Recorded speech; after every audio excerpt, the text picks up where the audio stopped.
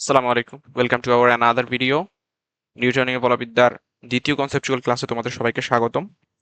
আজকে আমরা momentum, impulsive force অর্থাৎ ঘাত বল এবং ফোর্স, ইম্পালস অফ ফোর্স অর্থাৎ বলের ঘাত, এই তিনটি টপিক নিয়ে আলোচনা করব। প্রথমে আমরা মোমেন্টামটা ক্লিয়ার করে নিই। এত বেশি কিছু ক্লিয়ার করা নাই, ভিডিওটা শর্ট হবে এবং এই ভিডিওতে আমি এই তিনটা টপিক নিয়ে যত ধরনের কনসেপচুয়াল আলোচনা হইতে পারে সবগুলা করবে, যাতে করে তোমার এইচএসসি এবং অ্যাডমিশনের জন্য এক ভিডিও থেকে কনসেপচুয়াল পার্টটা কমপ্লিট হয়ে যায়। এরপরে এটার উপর আমরা এইচএসসি এবং অ্যাডমিশন টাইপ কোশ্চেন নিয়ে আসবো একটা একটা ক্লাসে। তো ওটা যদি দেখো তাহলে তোমার 16 আনা পূর্ণ হবে এই টপিকের উপর। আর কোনো ভিডিও, অন্য কোনো ভিডিও তোমার দেখতে হবে না আশা করি, ইনশাআল্লাহ।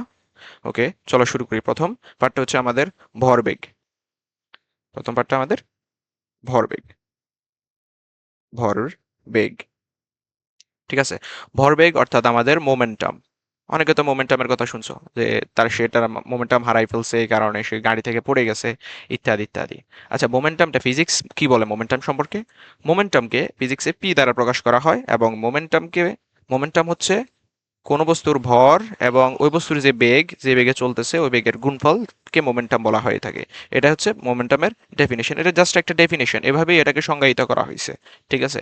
তবে রিয়েল লাইফ কিছু এক্সাম্পল থেকে বলা যায়, যে মনে করো তুমি আকাশ থেকে অর্থাৎ 10 তলা বিল্ডিং এর উপর থেকে যদি একটা বড় পাথর যদি ফেলে দাও কারো মাথার উপর, তাহলে কি অবস্থা হবে? একটা বেশি ভরের পাথর যখন ভর বেশি হবে তখন কি অবস্থা হবে? আবার একটা যদি ছোট বল, একটা বল যদি ফেলে দাও তাহলে কি অবস্থা হবে? কোনটার ক্ষেত্রে বেশি ক্ষতি হবে? এটা একটা বল মনে করে ফেলছো, এই ক্রিকেট বল ফেলছো, কোনো ট্যাপ টেনিস না, জাস্ট ক্রিকেট, একটা ক্রিকেট বল, টেনিস বল আর কি, table tennis ball, table tennis না, টেনিস বল, টেনিস বল ফেলছো তুমি। তো ফেললে কি ক্ষতি হবে? কোনটা ক্ষতি হবে? আর একটা বড় পাথর ফেলছো, তাহলে কি ক্ষতি হবে? অবশ্যই এটার ক্ষেত্রে ক্ষতি বেশি হবে, আর এর ক্ষেত্রে ক্ষতি কম হবে। এটা ভরবেগ দ্বারা বোঝা যায়, কারণ এটার মোমেন্টামটা অনেক বেশি থাকে, এটা মোমেন্টামটা অনেক কম থাকে। আবার তোমরা তো এইচএসসি তে অর্থাৎ সাধারণত আমরা আমাদের হাই স্কুল লাইফে, তোমরা তো গোলক নিক্ষেপ খেলা খেলছো না? 26 মার্চের সময় খেলা হয়, তখন গোলক নিক্ষেপ নিশ্চয়ই করছো। তখন দেখা যায় যে গোলকটা যখন নিক্ষেপ করি তখন গোলকটা নিক্ষেপ করা যত কঠিন, ঠিক তেমনি নিক্ষিপ্ত গোলকটা গতি থামানো, নিক্ষিপ্ত গোলকটার গতিটা থামানো তত কঠিন। কারণ কি? কারণ এটার ভর হয় অনেক বেশি। অন্যদিকে একটা ট্যাপ টেনিস বল তুমি যত জোরেই মারো না কেন, ওটা থামানো এতটা কঠিন হয় না, ওটাকে সহজে ক্যাচ ধরে নেওয়া যায়। ওটাও আমরা মোমেন্টাম দ্বারা ব্যাখ্যা করতে পারি, কারণ ওই গোলক যেটা আছে ওটার মোমেন্টাম অনেক বেশি থাকে। গোলকটার মোমেন্টাম যেহেতু এর ভর বেশি থাকে, এই কারণে গোলকটার মোমেন্টাম অনেক বেশি থাকে। এই কারণে একটু বেগ দিলেই এটার মোমেন্টাম অনেক বেড়ে যায়, যেহেতু ভর বেশি, ঠিক আছে। অ্যাজ এ রেজাল্ট আমাদের মোমেন্টাম বেশি থাকে, একটা আলাদা মোমেন্টাম গেইন করে এবং বলটাকে থামানো আমাদের জন্য কঠিন হয়ে যায়, ঠিক আছে। তবে এত কিছু জানা আমাদের এইচএসসি এবং অ্যাডমিশন কোনোটার জন্য না, জাস্ট এটা কিউরিসিটি থেকে অনেকে জানতে চায়, তো এই কারণে জানাই দিলাম। তবে শুধুমাত্র মোমেন্টাম জিনিসটা এভাবে মনে রাখলে হবে, এটা হচ্ছে লিনিয়ার মোমেন্টামের জন্য। আর এটার ভেক্টর প্রকাশ হচ্ছে এরকম এম ভি। আমরা জানি যে বেগ ভেক্টর রাশি, সুতরাং স্কেলার এম হচ্ছে স্কেলার রাশি। তো ভেক্টর রাশি is multiplied by any scalar রাশি ইকুয়াল টু ভেক্টর রাশি, অর্থাৎ পি অর্থাৎ আমাদের এই যে ভরবেগ, এটাও হবে একটা ভেক্টর রাশি, ঠিক আছে। এই দুইটাই তুমি মনে রাখবা, এই দুইটাই মনে রাখবা, এটা একটা ভেক্টর রাশি। আবার আমরা আরেকটা টপিক ক্লিয়ার করছি আমাদের এর আগের কনসেপচুয়াল ক্লাসে, নিউটনীয় বলবিদ্যার প্রথম ক্লাসটাতে। সেটা হচ্ছে ভরবেগের পরিবর্তন। ভরবেগের পরিবর্তন M V minus M U, ঠিক আছে। এখান থেকে মনে করো কোনো একটা বস্তু যাত্রা শুরু করছে, এখানে গেছে, এখানে বস্তুটার ভর তো পুরো পথ জুড়ে সমান থাকবে, একই থাকবে, পুরো সিস্টেমের জন্য ভর নির্দিষ্ট। এখানে একটা বল, বলটার ভর এম থাকবে। বলটা যখন এখানে যাবে টি সময় পরে, এখানেও ভর এম থাকবে, ঠিক আছে। তো এখানে মনে করো ইউ বেগে রওনা দিছে, এখানে যাওয়ার পর এর ভর হইছে, এর বেগ হইছে ভি। তো তখন আমরা ভরবেগের পরিবর্তন এটা দ্বারা প্রকাশ করি। ভরবেগের পরিবর্তন সমান শেষ ভরবেগ মাইনাস আদি ভরবেগ, শেষ ভরবেগ মাইনাস আদি ভরবেগ। তাহলে এটা হচ্ছে আমাদের ডেল পি, ঠিক আছে। আর এটার ভেক্টর প্রকাশ হচ্ছে এটা তো দ্বিমাত্রিকের জন্য, অর্থাৎ দ্বিমাত্রিক অথবা ত্রিমাত্রিক ব্যবস্থার ক্ষেত্রে তোমার এই ভেক্টর নিয়ে তুমি কাজ করবা। যদি একমাত্রিক হয় সেক্ষেত্রে শুধুমাত্র লিনিয়ার, সেক্ষেত্রে ভেক্টর সাইন ইউজ করার দরকার নাই। VM, sorry, M V minus M U, that's it, শেষ। এটা আমি এর আগে আলোচনা করছি, এখন শুধু একটু রিক্যাপ করে দিচ্ছি, ঠিক আছে। এখানে কনসেপচুয়াল কোনো আলোচনা নাই, জাস্ট তাহলে ভরবেগ সম্পর্কে আমরা জেনে গেলাম। এটাই হচ্ছে আমাদের ভরবেগের যত কথাবার্তা হইতে পারে সব। আচ্ছা, এরপর হচ্ছে আমাদের ইম্পালস অফ ফোর্স। না, প্রথম হচ্ছে ফোর্স অফ ইম্পালস, অর্থাৎ অর্থাৎ আমাদের ঘাত বল। বাংলা টার্মগুলোর সাথে সাথে আমাদের উচিত ইংরেজি টার্মগুলো মনে রাখা, তাহলে পরবর্তীতে এগুলো অনেক কাজে লাগে। ঘাত বল, বা এটাকে আমি বলতে পারি, sorry, force of impulse, force of impulse. ঘাত বল জিনিসটা কি? ঘাত বল জিনিসটা হচ্ছে একটা বড় মানের বল। প্রথমত এটা বুঝো, একটা বড় মানের বল খুবই ছোট সময়ের জন্য যদি কোনো বস্তুর উপর ক্রিয়া করে, খুবই ছোট সময়ের জন্য, ক্ষুদ্র সময়ের জন্য, তখন সেটাকে আমরা কি বলি? ঘাত বল বলি। ঘাত বল বলি, ফোর্স অফ ইম্পালস অথবা ইম্পালসিভ ফোর্স, এটা আরেকটা নাম ইম্পালসিভ ফোর্স। ইম্পালসিভ ফোর্স, এটা বেশি রেলেভেন্ট আমার বাংলা মানেটার সাথে, ঠিক আছে? ইম্পালসিভ ফোর্স, তাহলে খুব বেশি বড় মানের বল, তাহলে এফটা কি হবে আমাদের? লার্জ ঘাত বলের ক্ষেত্রে, আর টিটা হবে স্মল, টিটা হবে স্মল, এফ হবে অনেক বড়। এটাই হচ্ছে আমাদের ঘাত বলের ক্রাইটেরিয়া। তাহলে এই ঘাত বল বলেরই একটা রূপ এফ ইকুয়াল টু, যে আমরা এম এ বলি, অর্থাৎ এটাকে যদি একটু ভেঙে লিখি v minus u by t বলি, অর্থাৎ m V minus M u divided by t বলি, এফ ইকুয়াল টু, এখানে দেখো টি, টি যদি আমাদের খুবই স্মল হয় তাহলে অটোমেটিক, যেহেতু f is inversely proportional to t, সুতরাং টি যদি আমার স্মল হয়, ছোট হয়, তাহলে এফ অটোমেটিক আমার বড় হবে। এফ বড় হবে যদি টি আমার ছোট হয়, ঠিক আছে না? হ্যাঁ, ওটাই ঘাত বল বলে আমাদেরকে। এটাও একটা ফোর্স, জাস্ট একটা ফোর্সের রূপ, জাস্ট এটা একটা ফর্ম, এটা একটা ভার্সন ফোর্সের, যে খুবই ছোট সময়ের জন্য যদি একটা বড় বল প্রয়োগ করি, তাহলে এটাকে আমরা বলছি যে, বিজ্ঞানীদের কি মনে হয়েছে জানি না, ওরা বলছে যে না, এটাকে আমরা ঘাত বল বলবো, আঘাতকারী বল বলবো। মনে করো তুমি একটা তোমার বন্ধুকে অনেক জোরে ঘুষি মারছো, ঠিক আছে? এখন যে ঘুষিটা মারলা ওখানে অনেক বড় ফোর্স দিছো, কিন্তু যে ঘুষি তোমার হাত এবং তোমার বন্ধুর শরীরের যে কন্ট্যাক্টের যে টাইম আছে, যে টাইম ডিউরেশন আছে, ওই টাইম ডিউরেশনটাও কম, মিলি সেকেন্ডের কিন্তু, ঠিক আছে? তো তখন ওই ফোর্সটা কিন্তু অনেক বড় ফোর্স, এই জন্য ওনারা বলছে না, এটাকে আমরা একটা ভালো ধরনের নাম দিই, সেটাকে ইম্পালসিভ ফোর্স নাম দিছে। জাস্ট ইম্পালসিভ ফোর্সের ক্রাইটেরিয়া কি? ফোর্সটা বড় হবে, খুব কম সময়ের জন্য কাজ করবে, শেষ। এটাই হচ্ছে এটা ক্রাইটেরিয়া, দ্যাটস ইট। এটার জন্য আর কিছু মনে রাখার দরকার নাই, ঠিক আছে? আর এবার আসি আসল টপিক, সেটা হচ্ছে আমাদের বলের ঘাত। দেখো গালে, এটা হচ্ছে সরি, ঘাত বল, আর একটা হচ্ছে বলের ঘাত। কি? বলের ঘাত, বলের ঘাত, অর্থাৎ impulse of force, impulse of force. ঘাত মানে হচ্ছে ইম্পালস। তাহলে এই জিনিসটার অর্থ কি? ইম্পালস জিনিসটার অর্থ কি? ইম্পালস, ইম্পালস অনেক জিনিসের অর্থ হচ্ছে ইম্প্যাক্ট, ইম্প্যাক্ট অফ ফোর্স, অর্থাৎ কোনো ফোর্সের প্রভাব কতটুকু, সেটাই। এটা কি? বলের প্রভাব। বলের প্রভাব নিয়ে আমাদের সাথে কি করে? ডিল করে। আর সরি, আর এটাকে কিভাবে ডিফাইন করা হয়? এটাকে আলাদাভাবে ডিফাইন করা হয়েছে, সেটা হচ্ছে কি, ইম্পালসকে প্রকাশ করা হয় জে দ্বারা, J equal to integration of, আমি ইন্টিগ্রেশন সাইন ইউজ করতেছি কারণ এটা সার্বজনীন হয়ে যাবে তখন সূত্রটা, এই সূত্র থেকে তুমি সবগুলো সূত্র পাবা, ঠিক আছে? Integral of F D T, অর্থাৎ একটা ভেরিয়েবল ফোর্স, যেখানে এফ হচ্ছে আমাদের একটা ভেরিয়েবল ফোর্স, এই ভেরিয়েবল ফোর্স যদি ডিটি, অর্থাৎ খুবই ক্ষুদ্র সময়ের জন্য যদি কাজ করে, তখন সেটাকে আমরা কি বলি? ইম্পালস বলি।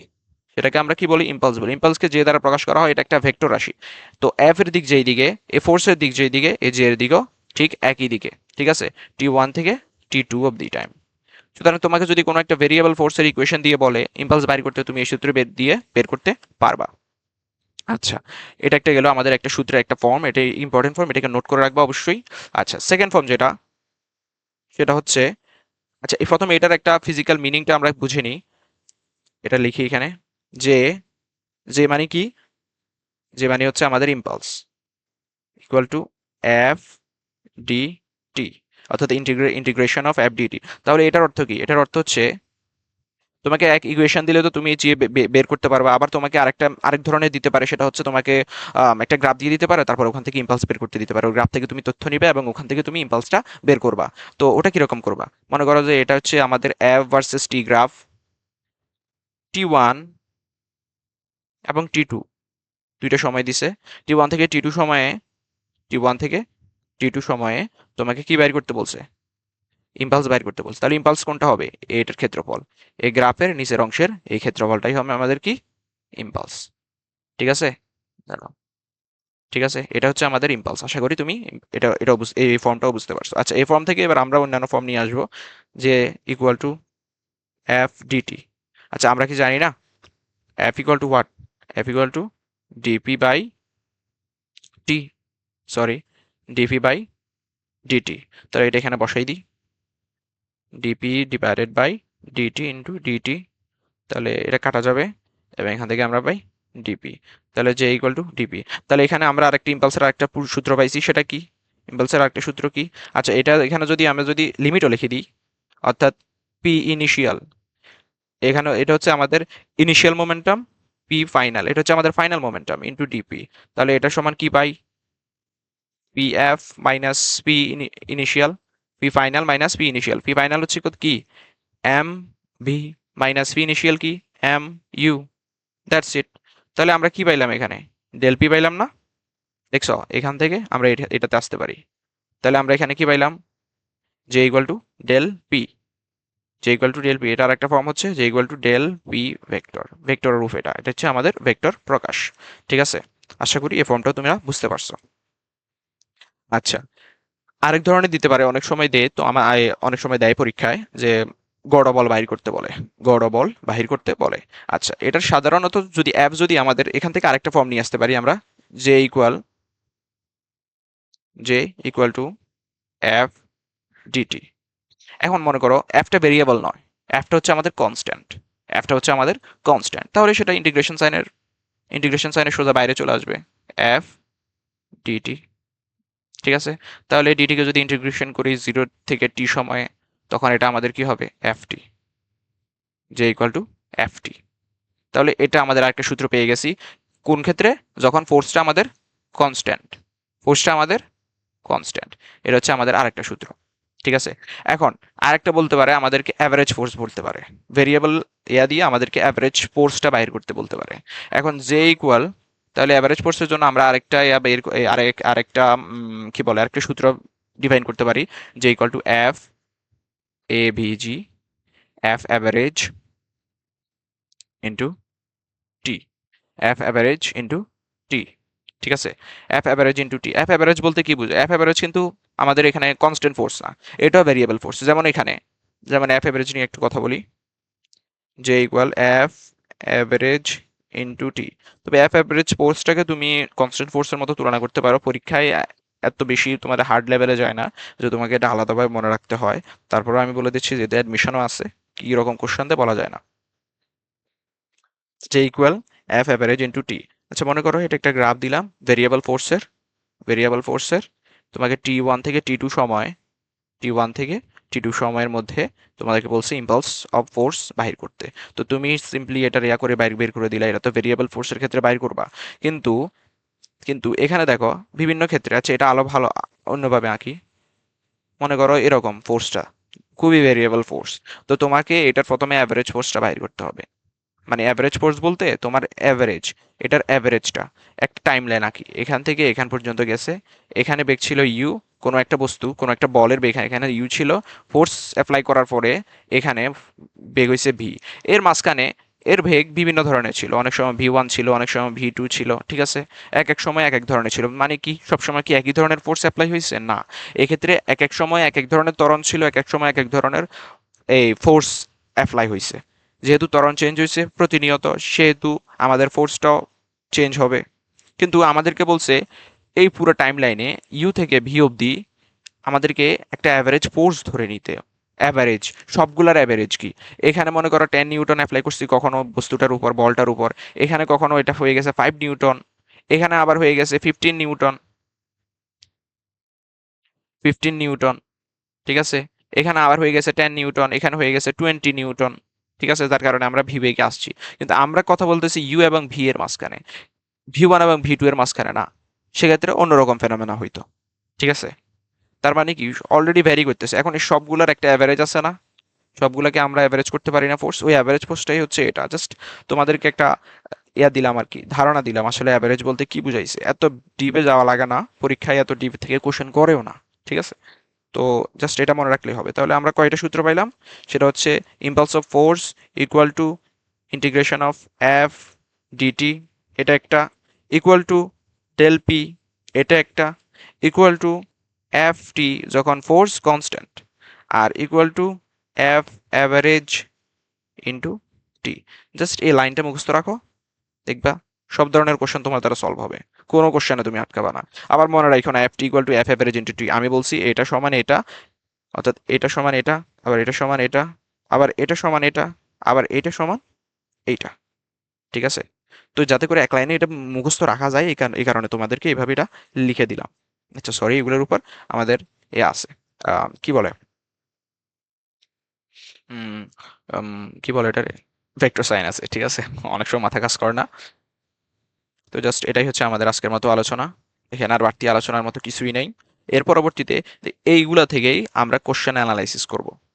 এগুলো থেকেই আমরা কোশ্চেন অ্যানালাইসিস করবো, এইচএসসি স্ট্যান্ডার্ড এবং অ্যাডমিশন স্ট্যান্ডার্ড। তারপরে তোমাদের জন্য এটা একদম নস্যি হয়ে যাবে, কিচ্ছু না, এটা কিচ্ছু না। এটা হচ্ছে আমাদের ইনপুট, এরপরে আমরা আমাদের আউটপুট নিয়ে আসবো। ঠিক আছে, যখন কোশ্চেন আলোচনা করবো মনে রাখো আমার সবগুলো সিরিজ আমি এভাবেই সাজাবো, আমাদের ইনপুট এবং আউটপুট দুইটারই ভালো কম্বিনেশন থাকবে। তুমি শুধু ইনপুট দিতেই থাকলা হবে না, কিচ্ছু করতে পারবা না, না এইচএসসিতে না এডমিশনে। আমি এটার খুব একদম অনেক বড় ভুক্তভোগী। পরবর্তীতে আমি নিজেকে চেঞ্জ করছি, কারণ চেঞ্জ করার আমি সময় পাইছি। ঠিক আছে, এ কারণে নিজেকে এখন থেকে চেঞ্জ করো, শুধুমাত্র ইনপুট না আউটপুটের দিকে মনোযোগ দাও। ঠিক আছে, আর শুধুমাত্র টিচারদের উপর নির্ভর থাকলে হবে না, তোমাকে নিজেকে অনেক অনেক বেশি চেষ্টা করতে হবে, অনেক বেশি। ঠিক আছে, আমি কখনো ভাবি নাই যে আমি বুয়েটে ভর্তি হতে পারবো, আমি কখনো ভাবি না আমি মেডিকেলে চান্স পাবো, আমার জন্য তো এগুলা স্বপ্ন ছিল। ঠিক আছে, সোনার হরিণ ছিল, কিন্তু আমি পারছি কারণ আমি আমার সাধ্যের বাইরে গিয়ে চেষ্টা করছি। তোমাকেও তোমার সাধ্যের বাইরে যেতে হবে, তাহলে তুমি পারবা। আর অবশ্যই অবশ্যই মহান আল্লাহ রাব্বুল আলমীর কাছে চাইতে হবে, নিয়মিত নামাজ পড়বা, কোরআন তেলাওয়াত করবা, ইনশাআল্লাহ তুমি তোমার উদ্দিষ্ট লক্ষ্যে পৌঁছাতে পারবা। ওকে, আজকের মতো এতটুকুই। আসসালামু আলাইকুম।